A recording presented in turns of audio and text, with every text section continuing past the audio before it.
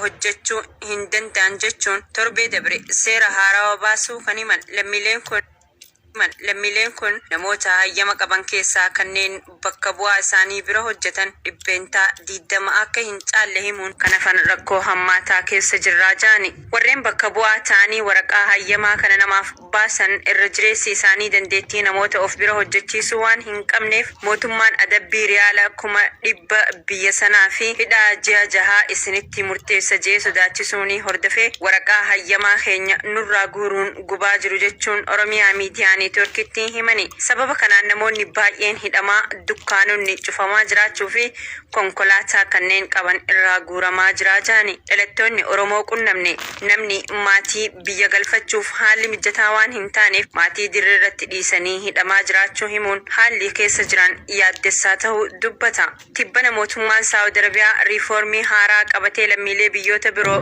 biyya isaa keessaa baasaa jira. Kanaan wal qabatee lammiileen waraqaa hayyama jireenyaa osoo qabanii waan bakka bu'aa isaanii bira hin jirreef rakkoof saaxilamaa jiraachuu dubbatu. Lammiileen kanneen irratti kafaltiin mana kiraa dabalaa jira.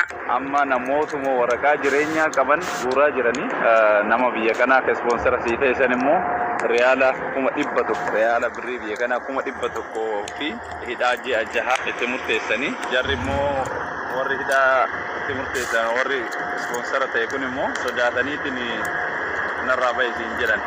Amma walumaa gala nama waraqaa qabu guuraa jiran. Nama waraqaa qabu waraqaa jireenyaa qabu guuraa jiranii. Namni akka jiruun suuqa qabu suuqa cufe, ka dalagaa qabu dalagaa cufe. Biyya kanatti namoonni baay'een konkolaataa waan adda addaa maqaa namicha ispoonsaraa kanaan bitanii konkolaataa sanillee guurataa jiranii.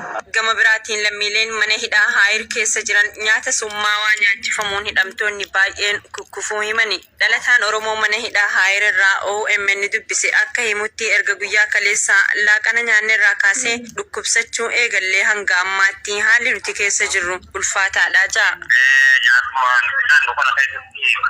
Waan ta'eef nama garaadhaa jira laaffatee namni kun gargaaruu dadhabee jira haalisa amma nambara fuudhata jira ambulaansii nama fuudhu jiranii amma eedirru ittuma eegalee jira. Dhalataan Oromoo OMN dubbise kun akka ja'utti guyyaa kaleessaa erga laaqana nyaatanii booda hidhamtoonni baay'een